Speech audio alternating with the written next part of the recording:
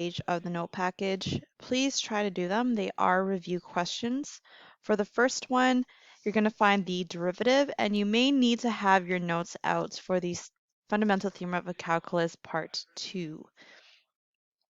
So that's for question 1. And then for question 2 is the fundamental theorem of calculus part 1. So you can go ahead and integrate those 4 questions.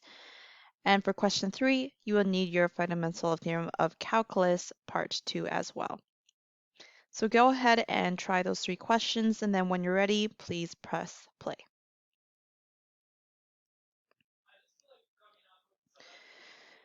So for question 1, you're going to take the derivative of our function of a function, which means you're going to use the chain rule. The outer function is the power rule. So you're going to bring down the 3 first and subtract 1 from the exponent and leave everything else the same. So you're going to include the cos, the root x squared plus 5x. Then after that, you're going to integrate cos because that is the next function that's on the outside. The derivative of cos is negative sign, and then you're going to leave whatever's inside that the same. Here I just rewrote our root of x squared plus 5x into an exponential form because it'll be easier for us to integrate that. Sorry, take the derivative of that. You're going to bring the half to the front, then subtract 1 from the exponent, and that's how you get our 1 over 2 times the root of x squared plus 5x. Lastly, you'll take the derivative of the very inside, which is x squared plus 5x, and that is 2x plus 5. Then for 1b, you're going to use your fundamental theorem of calculus part 2. Once you take the derivative of the integral, they'll kind of cancel out. So according to that theorem, we're just going to insert cos x every time we see a t, which is why I have e cos x plus 2 cos x.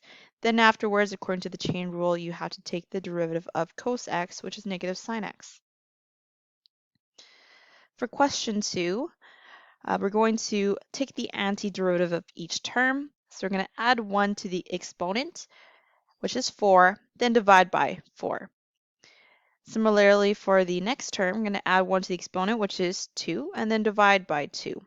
And the 2 from before will cancel out with that 2, which is why you are left with no coefficient. Then we're going to evaluate from negative 1 to 2. I'm going to insert 2 into the antiderivative minus inserting negative 1 into the antiderivative, and then you want to simplify. So your final answer should be 3 over 4.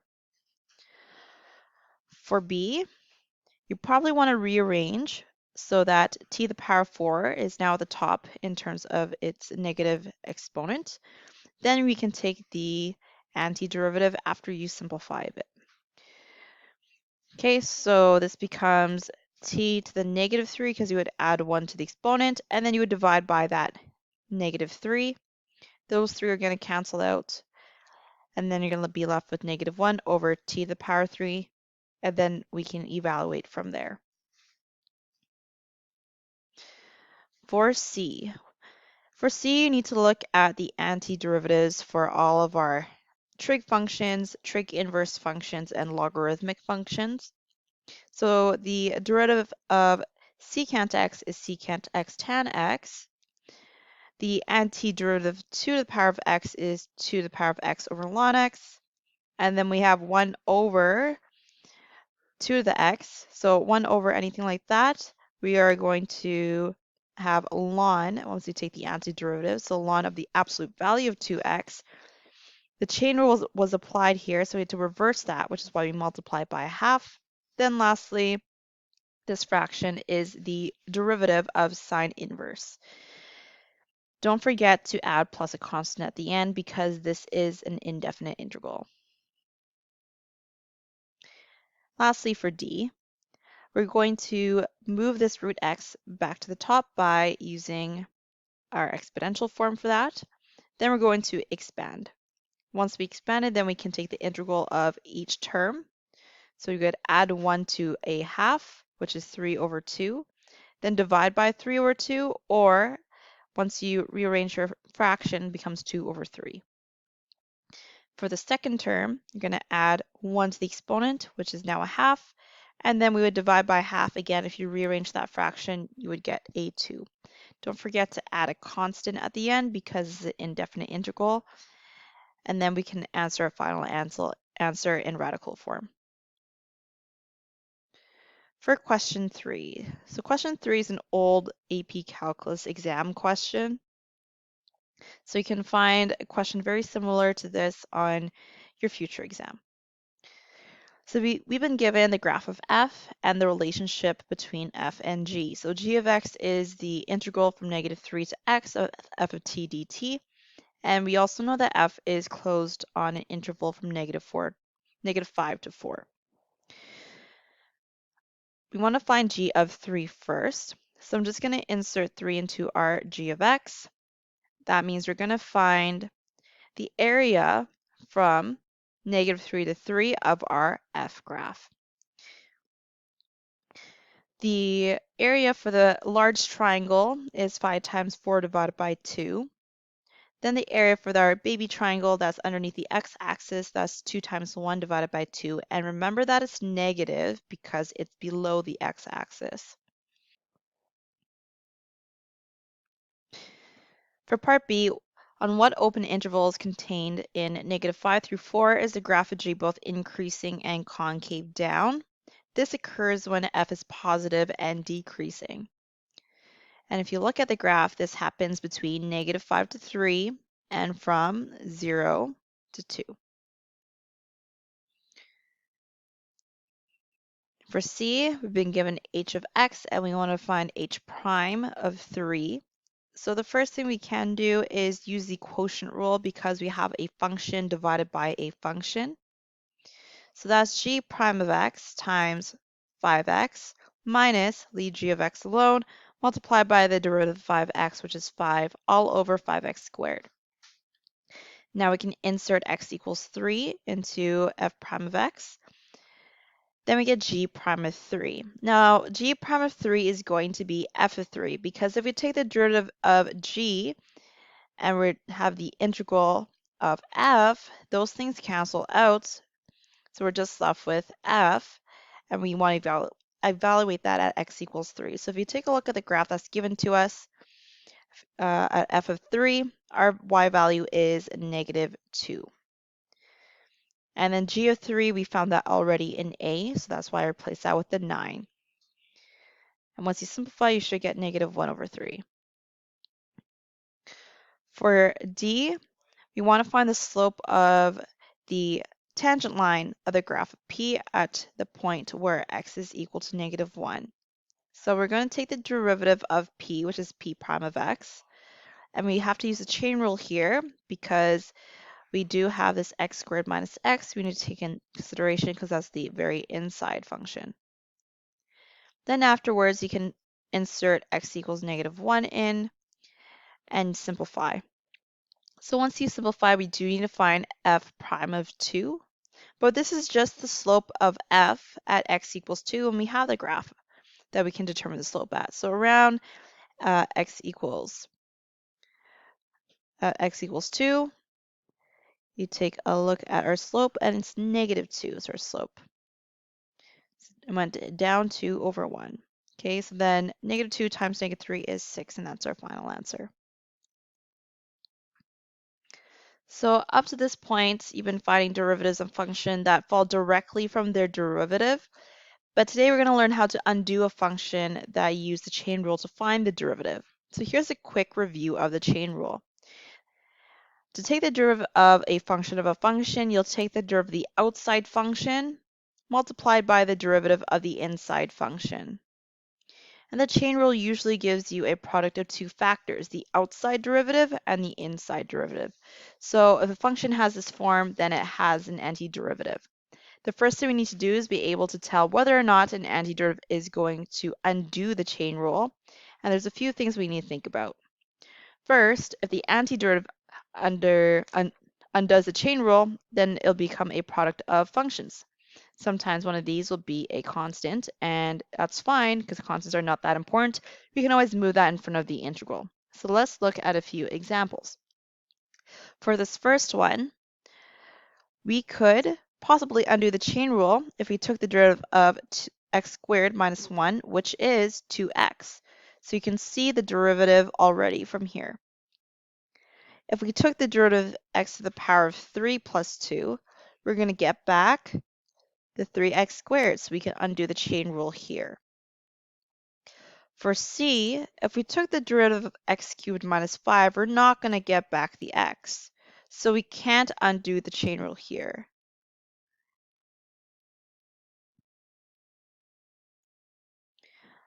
Instead, for a question like this, you should expand, because you can multiply this x to those two terms. And then this is something that we know how to integrate already. So if you ever want to find the antiderivative, and we have to undo the chain rule, then you can use U-Substitution to do that. And here are the following steps. The first thing you need to do is identify that inside function, and we're going to call that u. Then we're going to find du by taking the derivative of u. And don't forget to insert that dx or d whatever variable you started with next to that. Then you're going to solve for your du function for dx. Then substitute u and du. Any extra x parts should be divided out, or we'll have to account for them. Move any multiple constants to the front of your integral, then you're going to integrate. So don't forget the plus a constant if you're evaluating an indefinite integral, and then substitute your original inside function back for u. So let's go ahead and try this with example 2. Our inside function here is x squared minus 1. So we're going to let that be u because we can see right away that we will have the derivative of that already, and that's 2x. So once we take the derivative of x squared minus 1, we're going to get 2x. According to step 2, it says don't forget the dx, and we're going to attach that with our derivative. Let me call this integral I, so I can continue on underneath that. I'm going to replace this x squared minus 1 with u. There was a cubed with it, so don't forget about that. Then this 2x plus 2x dx can replace with du. So this is what I'm going to integrate instead. We're going to do the reverse of the power rule, so I'm going to add 1 to the exponent, so that's 4, and then I'll divide it by that number, which is 4. Don't forget your plus a constant because we have an indefinite integral. Now we can replace the u with the x squared minus 1 back in, and then we are done. That's your final answer. For b, our inside function is going to be x cubed plus 2 because if you took the derivative of that, you're going to get back 3x squared. Then we'll take the derivative of u, and that is 3x squared. And again, don't forget your dx. Now we can go ahead and do some replacing. So this 3x squared and this dx can be replaced with du. Then we have our root. We can replace this x cubed plus 2 with u. I'm going to rewrite this as u to the power of a half, and then integrate that. So this would become u. Half plus 1 is 3 over 2. Then we want to divide by 3 over 2, or in other words, that is also 2 over 3 plus a constant. Then we're going to put our x cubed plus 2 back in.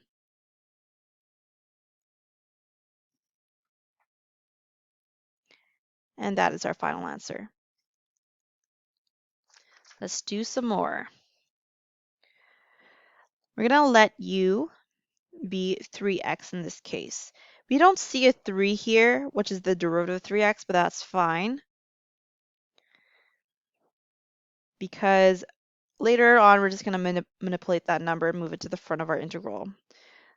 So I'm going to divide both sides by 3, so I get a third du is dx.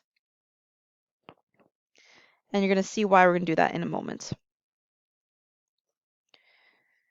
Okay, so this sign remains. We didn't do anything with this, but we can replace the 3x with a u.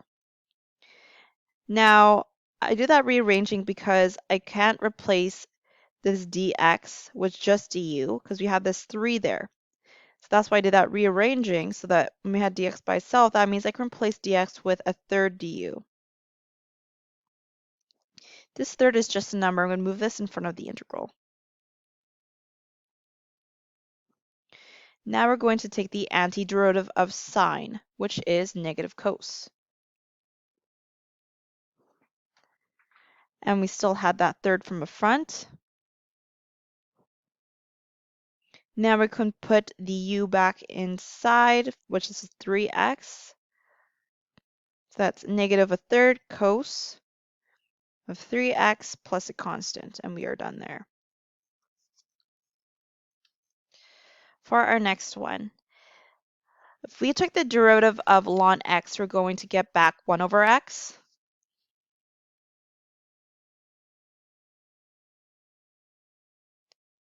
And don't forget your dx, and then now we can do the replacing.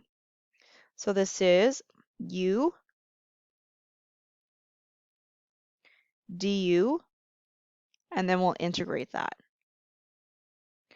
So this is going to be u to the power of 2 divided by 2 plus a constant.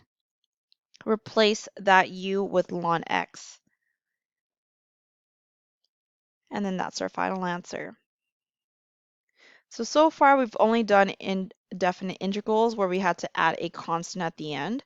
It's a little bit different if we actually have limits to our integral. So there's two choices to do this. You could leave the limits in terms of the original variable and integrate like you did for the indefinite integrals. And then once you have all the variables back in, then you can plug in the upper and lower limits. So we're going to do that method first, and I'll show you the second method after. So for example 3, we are going to let u be x squared plus 1 because if we took the derivative of this, we're going to get back an x value. I know that there's no 2 in the front of here, but once we move things around, we can just throw the 2 in the front of our integral. So du is the derivative of x squared plus 1, which is 2x. And don't forget your dx. Now I'm going to rearrange this so that the 2 is on the other side because we don't have a 2 in our integrand, but we do have an x dx. When I'm writing my bounds, I will write it as x equals -1 to x equals 1. Just as a reminder that we are not going to evaluate this in terms of u, but it has to be in terms of x. Now I'm going to replace this x squared plus 1 with u, and our x dx with a half du. I'm going to throw this half in the front of our integral. And rewrite this 1 over u squared as u to the power of -2, and then integrate. So this would be u to the power of -1, because I need to add 1 to the exponent, and then I'll have to divide by -1.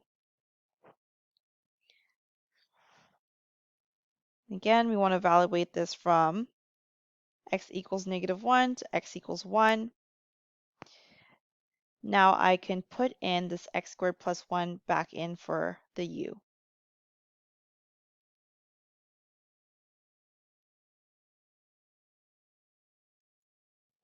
I'm going to rewrite this as a fraction.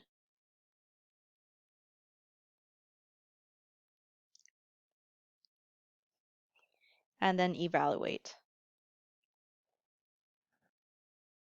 Okay, so I'm going to put in 1 for our x minus our antiderivative, but I'm going to plug in -1.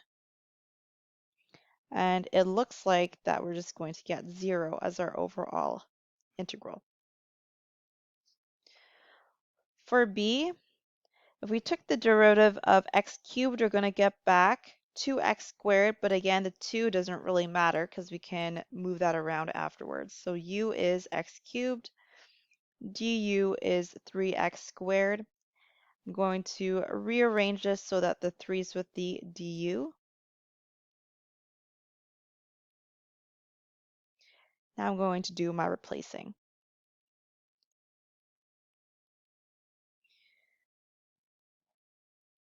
So this x squared dx turns into a third du. Then x cubed is going to just be u. I can move the third to the front.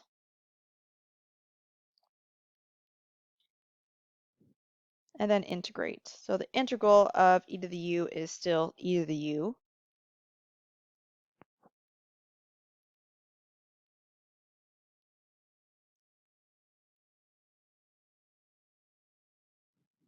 Then we're going to replace that u with x cubed. Now we can evaluate because we are back into terms of x. So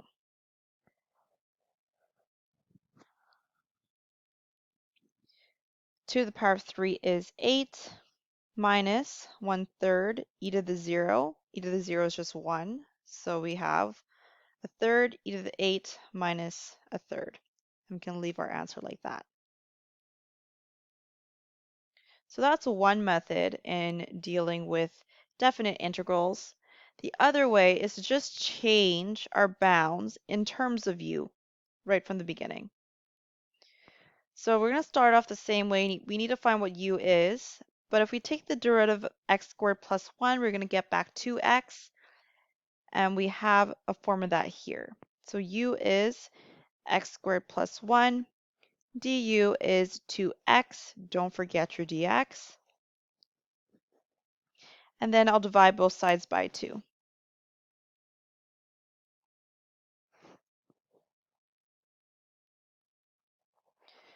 Okay.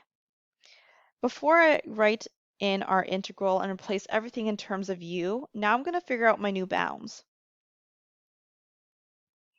So I need to evaluate u of 0 for my lower bound. So that's 0 squared plus 1, and that's 1. Then for my upper bound, I have to evaluate u by 2, which is 2 squared plus 1, and that's 5. So these are my new bounds, and I'm going to write that in for my bounds instead of 0 to 2 now. So I'm going from 1 to 5 in terms of u. And then I'll replace everything inside the integral in terms of u as well. So the root of x squared plus 1 becomes the root of u. X dx is the same thing as a half du. Move the half to the front. And we can rewrite our radical in terms of exponents. So that's u to the power of a half. Now we can go ahead and integrate. This will be u to the power of 3 over 2 multiplied by 2 over 3. I'm going to evaluate this from 1 to 5. I'm just going to simplify this a bit first. So this is a third u to the power of 3 over 2. Value from 1 to 5.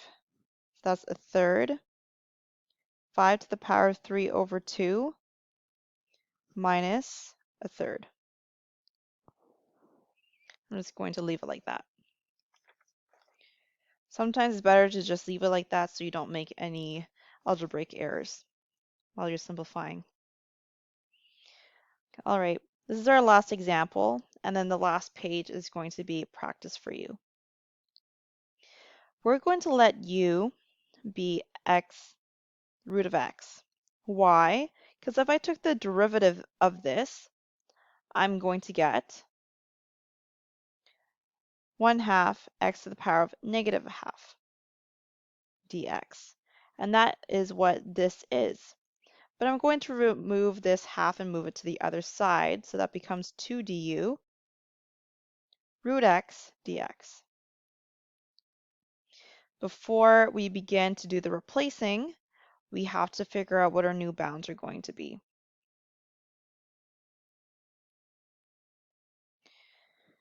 So we're going to evaluate u of 0 and also u of pi squared.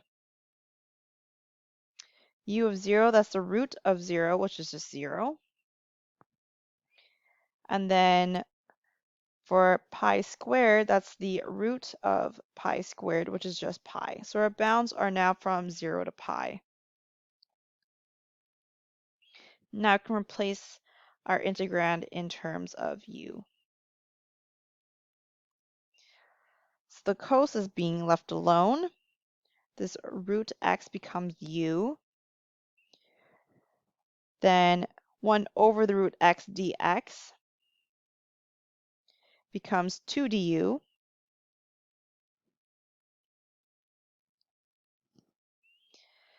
I'm going to move to the 2 to the front.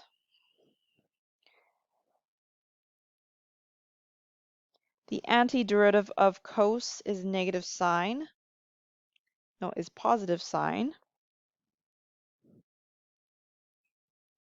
And we're going to integrate this from 0 to pi. So this becomes 2 sine pi minus 2 sine 0, which is just overall 0. And that's our final answer.